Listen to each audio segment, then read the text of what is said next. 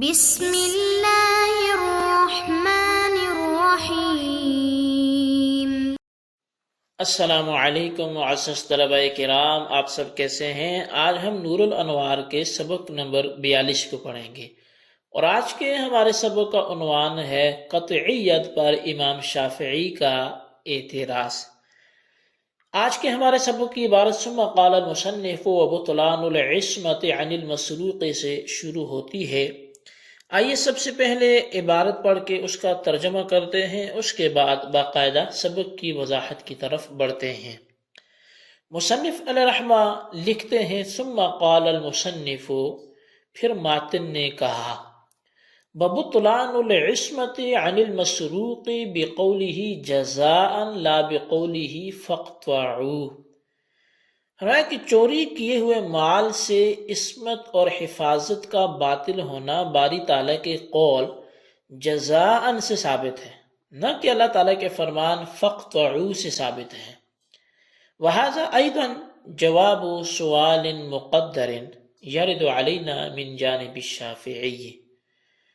اور یہ بھی جواب ہے سوال مقدر کا جو ہم پر امام شافعی علیہ رحمہ کی جانب سے وارد ہوتا ہے۔ وتقریر السؤال ها هنا ايضا لا بد فيه من تمہید مقدمۃ، اور سوال کی تقریر کے لیے یہاں بھی تمہیداً ایک مقدمہ کا سمجھنا وہ ضروری ہے۔ وہی ان السارق اذا سرق شيئا من احد، اور وہ مقدمہ یہ ہے کہ بے شک چور جب کسی ایک سے کوئی چیز چوری کر لے، وَقُطِعَ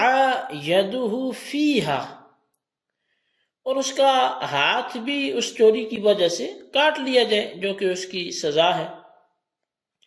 فَإِنْ كَانَ الْمَسْرُوقُ مَوْجُودًا فِي يَدِ السَّارِقِ يُرَدُّ إِلَى الْمَالِكِ بِالْاتِّفَاقِ، بس اگر وہ مسروقہ مال، وہ چوری شدہ مال چور کے قبضے میں ابھی بھی موجود ہو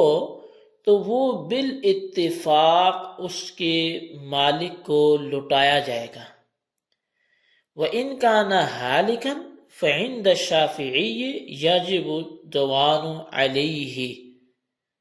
سَوَاءٌ هَلَكَ بِنَفْسِهِ أَوْ اسْتَهْلَكَهُ،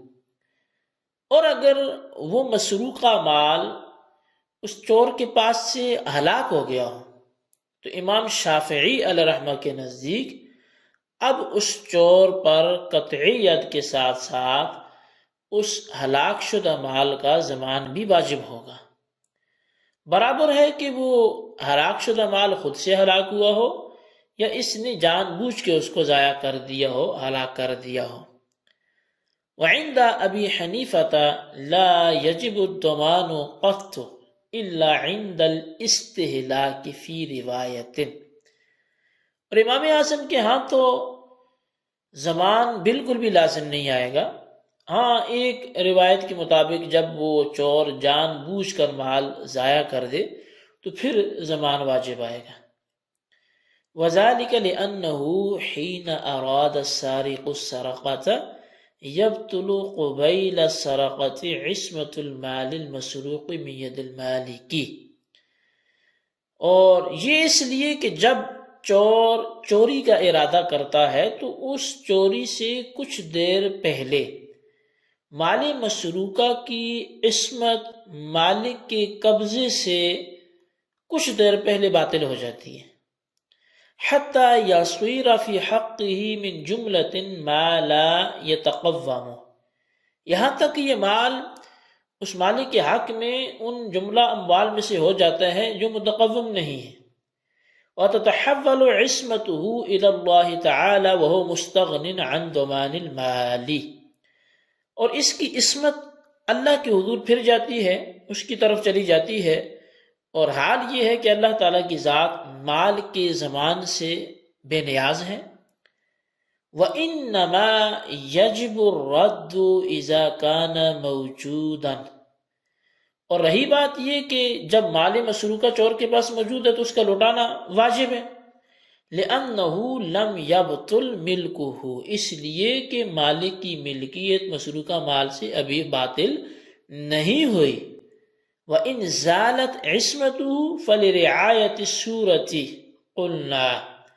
بِوُجُوبِ رَدِّ الْمَالِ وَلِرِعَایَةِ الْمَعْنَى قُلْنَا بِعَدَمِ ضَمَانِهِ، اور اگر اس کی عصمت زائل ہو جائے تو ہم صورت کی رعایت کرتے ہوئے مال کے لوٹانے کے وجوب کے قائل ہیں، اور معنی کی رعایت کرتے ہوئے اس کے زمان کے نہ ہونے کے قائل ہیں۔ یعنی پس ظاہری صورت کا لحاظ کر کے ہم مال واپس کرنے کے واجب ہونے کے قائل ہو گئے، اور باطنی معنی کا لحاظ کر کے اس کے زمان واجب نہ ہونے کے قائل ہو گئے۔ جی طلبہ کرام، یہ ہمارے آج کے سبق کی عبارت اور اس کا ترجمہ تھا۔ اب آئیے اس کی وضاحت کی طرف بڑھتے ہیں۔ اس عبارت میں ماتن نے امام شافعی کی طرف سے وارد کردہ دوسرے اعتراض کا جواب دیا ہے، مگر اس اعتراض سے پہلے بھی تمہید کے طور پہ ایک مقدمہ کا جاننا وہ ضروری ہے۔ وہ مقدمہ یہ ہے کہ اگر چور نے کسی شخص کا کوئی مال چوری کیا اور اس چوری کی سزا میں اس کا ہاتھ کاٹ دیا گیا، پس اگر وہ مال چور کے پاس موجود ہو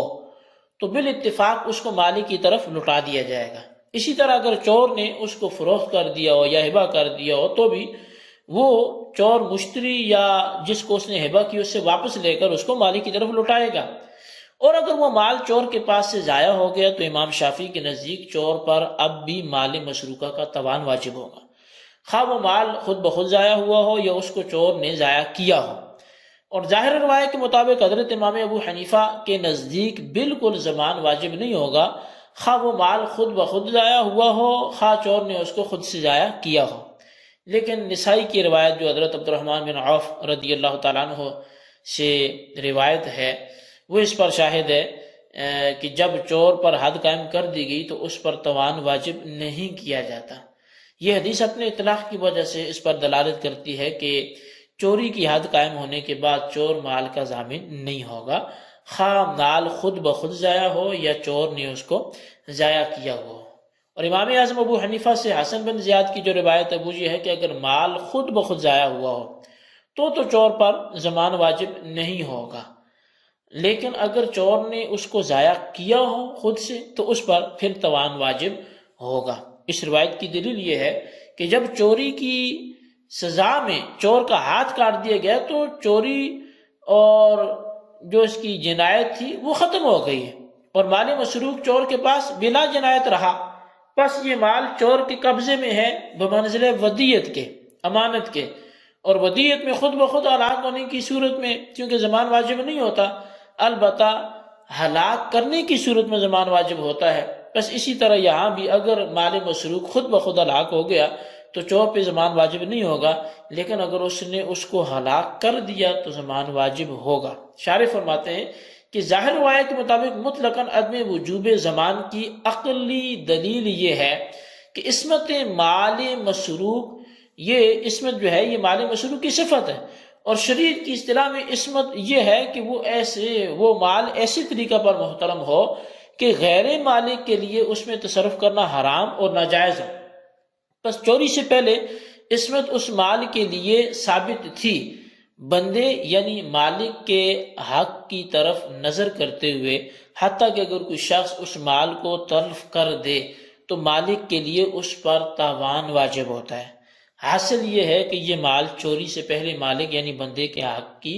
وجہ سے محترم تھا، لیکن جب چور نے چوری کا ارادہ کیا تو چوری سے کچھ پہلے مال مسروق کی عصمت اور حفاظت کی ذمہ داری مالک کے ہاتھ سے باطل ہو جاتی ہے، حتیٰ کہ یہ مال اس کے حق میں غیر متقوم چیزوں کے قبیلہ سے ہو گیا، اور اس مال کی عصمت اور حفاظت کی ذمہ داری اللہ تعالیٰ کی طرف منتقل ہو جاتی ہے۔ گویا چوری سے کچھ پہلے یہ مال اللہ کے حق کی وجہ سے محترم ہو گیا، اور سرقہ اور چوری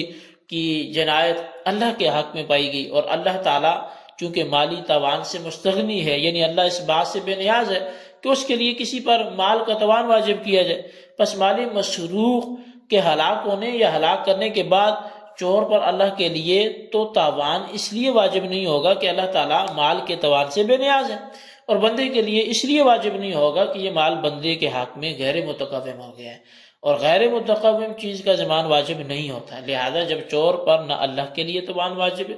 نہ بندے یعنی مالک کے لیے، تو ثابت ہوا کہ چور پر توان بالکل بھی واجب نہیں ہوگا، وہ مال خود بخود ہلاک ہوا یا اس کو چور نے ہلاک کیا ہو، جو صورت میں اس پہ واجب نہیں ہوگا۔ البتہ وَإِنَّمَا يَجِبُ سے ایک سوال کا جواب دینا چاہ رہے ہیں، اور وہ سوال یہ ہے کہ مال مسروق جب مالک کے حق میں غیر متقوم ہو گیا اور اس کی عصمت اور حفاظت کی ذمہ داری مالک سے اللہ کی طرف منتقل ہو گئی، تو جس وقت چور کے پاس مال موجود ہو اس وقت بھی مالک کی طرف اس مال کا واپس کرنا واجب نہ ہونا چاہیے تھا، حالانکہ اس وقت آپ واپس کرنے کو ضروری قرار دیتے ہیں۔ اس کا جواب یہ ہے کہ مال مسروق سے اگرچہ مالک کی عصمت اور حفاظت کی ذمہ داری زائل ہو گئی ہے، لیکن اس کی ملک باطل نہیں ہوئی۔ بس ظاہری صورت یعنی کہ مالک کی ملک کا لحاظ کر کے ہم نے کہا ہے کہ اگر مال موجود ہو تو اس کا واپس کرنا ضروری ہے، اور باطنی معنی یعنی اللہ کی طرف عصمت اور حفاظت کے منتقل ہونے کی وجہ سے ہم نے کہا کہ اگر مال ضائع ہو گیا یا چور نے ضائع کر دیا تو اس پر ضمان واجب نہیں ہوگا۔ جی طلبہ کرام، یہ ہمارا آج کا سبق تھا، اور آج کے سبق میں ہم نے امام شافعی کی طرف سے ہم پر چوری کے حوالے سے ہونے والے اعتراضات کو پڑھا، اعتراض اور اس کے جواب کو پڑھا، اور اس میں ہم نے جو کچھ پڑھا اس کو خلاصتاً اپنے رجسٹر پر نوٹ کریں، بالخصوص ان سوالات کے جوابات ہیں۔ سوال نمبر 1 یہ ہے کہ ودیعت اگر پاس سے ہلاک ہو جائے تو اس کے حوالے سے شرعی مسئلہ کیا ہے، اس کو وضاحت سے بیان کریں۔ اور سوال نمبر 2 یہ ہے کہ انما یجب سے کون سا سوال ہوتا ہے، مع جواب تحریر کریں۔ اللہ تبارک و تعالیٰ سے دعا ہے جو کچھ ہم نے پڑھا سنا اسے یاد رکھنے کی توفیق نصیب فرمائے، آمین بجاہ النبی الامین صلی اللہ علیہ وسلم۔